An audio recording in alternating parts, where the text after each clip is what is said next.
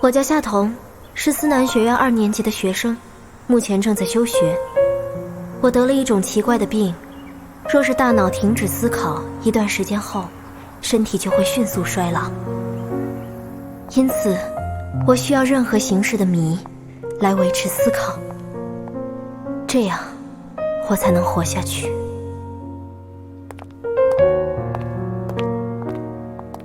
一杯布丁奶茶。好的。请问喝点什么？我要一杯布丁奶茶，给他一杯冰咖啡吧。今天是个没有谜的日子，所以我决定在这里静静地看一本推理小说。谢谢。请用。哎，你这根颜色好看，我们换一下吧。服了你了，不就是一根吸管吗？哼，怎么样？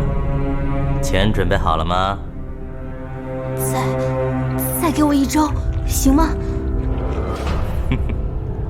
可以啊。那今晚……别再做这种事了，好吗？是，装什么装？又不是第一次了。我喜欢独处的时光，没有外界的任何干扰。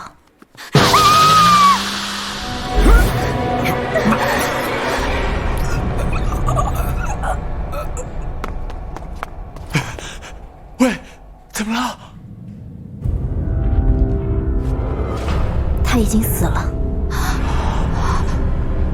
快报警！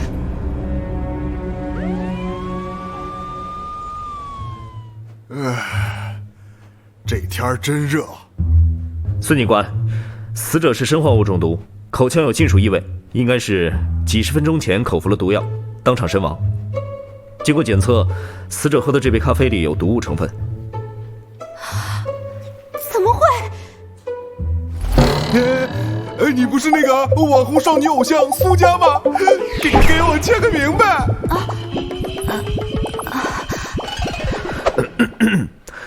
孙队，这是在死者裤子口袋里发现的，瓶子里是生化物溶液，瓶子表面也检测到死者的指纹。死者的指纹吗？是自杀？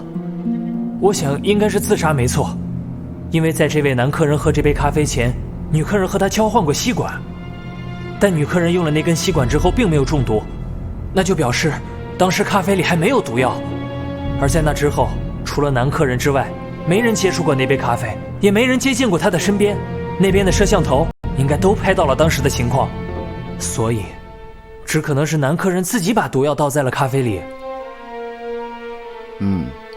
听上去很有道理，但会不会是苏佳在吸管上涂上毒药，再把掺毒的吸管插到死者的杯子里呢？不是我。那你为什么要跟他交换吸管呢？我只是觉得他的吸管颜色好看啊。你和死者是什么关系？男朋友。哎，不可能啊，警官，装2杯饮料的是同一款杯子，饮料的深度是一样的，吸管也只有颜色不同而已。如果女客人的吸管有毒，那么她自己也会中毒吧？因为吸管一直插在她的杯子里啊。不会是把毒塞在布丁里了吧？然后再通过吸管。孙队，布丁奶茶里并没有毒物成分啊，包括杯底的那块布丁。好吧，看来只可能是这是个很简单的毒杀诡计。喂，你是谁啊？你刚才说毒杀？我是谁不重要，重要的是凶手是谁。啊？凶手？这起毒杀案的凶手就是你，还有你。喂，你别胡说，我们不可能下毒的。只要利用某个巧妙的诡计，就有可能了。什么诡计？冰咖啡一开始不是没毒吗？不对，其实冰咖啡在端上桌的时候，里面就已经有毒了。怎么可能？女客人后来用了咖啡里的吸管也没事啊。准确的说，那个时候毒药还不在咖啡里，而是涂在了杯子内侧。就在这里，凶手在咖啡叶面的上方涂了一圈毒药，毒药与咖啡叶面只有一点点距离。一开始，咖啡并没有触碰到毒药，所以饮料是安全的。当时，你非常小心地端着咖啡走过来，这个举动非常不自然，实际上是为了防止咖啡因为摇晃而沾到毒药吧？那毒药是怎么融到咖啡里的呢？和死者交换吸管的时候。哎，怎么做到的？这两根吸管有什么不同？颜色不一样。仔细看这里。这是布丁？没错，我刚才吸了口布丁，让它堵塞在吸管底部，这就是两根吸管的最大区别。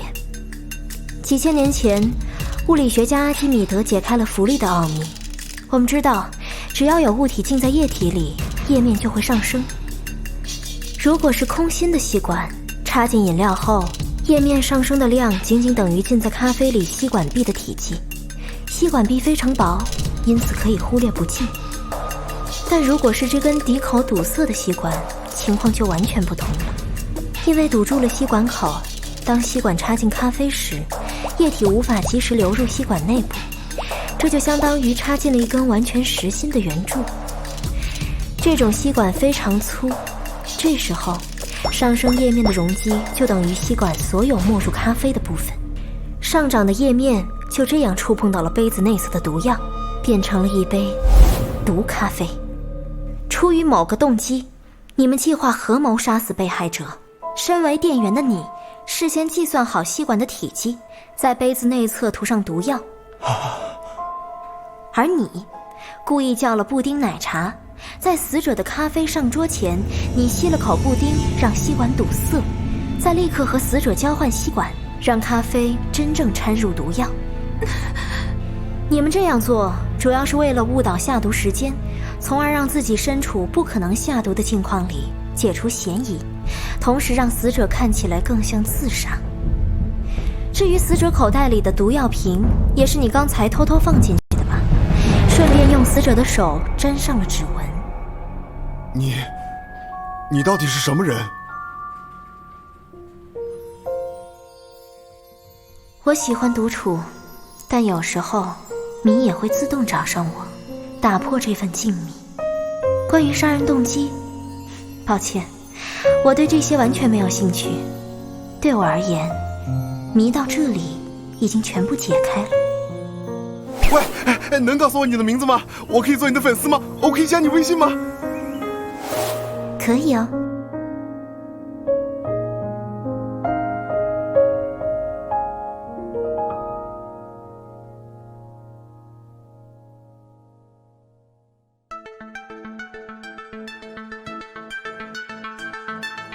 雾气里等候中，针枝花开了风，绚烂的意云种种，黑白空洞，天地苍穹，为何的眼眸中，淋漓被谁感动？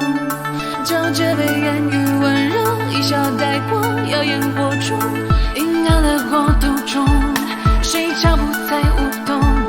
优雅的如此从容，沉住在胸。